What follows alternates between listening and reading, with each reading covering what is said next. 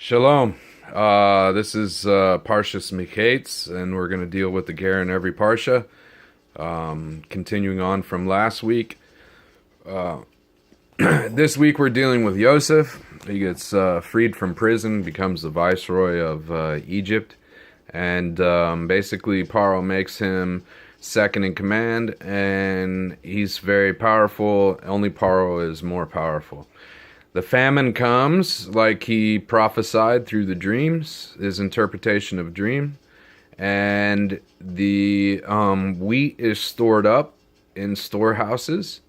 And then after the 7 years of abundance, the 7 years of famine comes, and the Egyptians don't know what to do. So Paro tells them to go to Yosef and do whatever he tells you to do.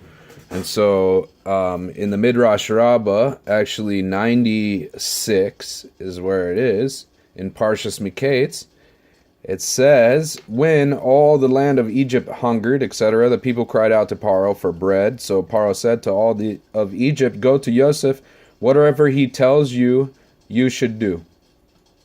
Okay, so the Meforshim pick up on a couple of things. One is the word lechem. Lechem means to you. So they say that he was saying, whatever he tells you to do to yourself, you should do it to yourself. So what is it that he told them that they should do to themselves? The Midrash explains what it was that Yosef had told the Egyptians to do. Rav Abba Bar Kahana said, Yosef coerced the Egyptians to become circumcised. Now this coercion is very important because any conversion done through coercion is doubtful, whether it's legitimate or not. The Beis Din cannot see the heart of an individual, and whether or not a conversion is valid is due strictly to the intent of the individual who is converting. So there are conversions that are for intents and purposes that are not legitimate and not altruistic. For example, marriage is such a reason for conversion that is frivolous and not altruistic, and as seen as a conversion bishvil davar, and therefore that kind of conversion can be invalidated. As far as whether or not there would be doubt on that individual, not invalidated as whether or not that person actually converted. It's just whether that conversion actually took or not.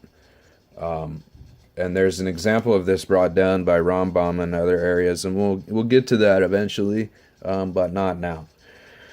So he tells them to circumcise themselves, and Rabbi Shmuel Bar Nachman said, Ki sanu is not written here, but rather Heki sanu is written. The footnote says, this citation is from a statement in which the grateful Egyptians acknowledged that Yosef had done for them, because both of these words mean you gave us life. The Midrash is noting the presence of the seemingly unnecessary hey with which the word begins. So they said that these people that Yosef gave food to and told to circumcise themselves, they said, this suggested the Egyptians were telling Yosef, you gave us life in this world and life in the world to come.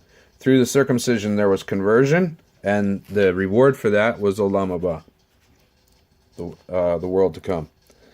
So we see that Abraham made converts, Yitzchak made converts, Yaakov made converts, Yaakov's favorite son Yosef made converts. We're starting to see a reoccurring theme here, right? Yeah, exactly, because that's what Judaism is all about. Making converts and turning the whole world over.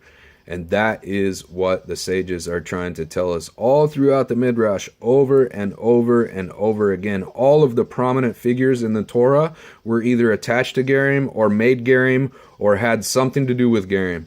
And that is over and over and over again. And I'm going to pound it like a nail. I'm going to pound it in. And we're going to do this in every parsha, and I'm going to show this reoccurring theme all throughout the Torah, and it's all throughout the Tanakh, and it's also all throughout rabbinic literature. It's not in the halacha. Nowhere in the halacha does it say that we have to make gerim. You're coming from a halachic perspective, it's not for you. It has nothing to do with you. you might as well leave Gerim alone, because there's no halakha that says we need to go out and make Gerim. None whatsoever. It's not put in our legal codes. But in the mystical tradition, in the Agadata, and in the Midrashim, and all of this, it's very prevalent. It's all over the place. So let's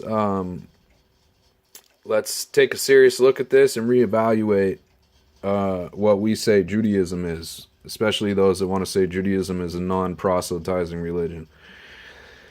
And for Hanukkah, a little bonus. Hanukkah, we actually light a total of 36 candles throughout the 8 days. I was actually converted on the 23rd of Kislev, which was 2 days before Hanukkah. My first Aliyah was the first Aliyah for Hanukkah. And it's an interesting story about that. Maybe I'll tell sometime. But Hanukkah, over the 8 days, you're going to light 36 candles. It just so happens that it's mentioned in the Torah, brought down in the Agadata of the Gemara, that the ger is mentioned 36 times in the Torah. Some say 46. 36 times it mentions to not vex the ger, to love the ger, so on and so forth. 36 is significant because it is the gematria of Chaim. Actually 2 times Chai, which it would be Chaim, which is lives, 2 lives. And this is exactly what this Midrash Rabbah is talking about. It's a life of this world, olam hazeh, and a life of the world to come, olam haba. And that is the connection between Hanukkah and Gerim. And have a Freiliche Hanukkah and a good Shabbos.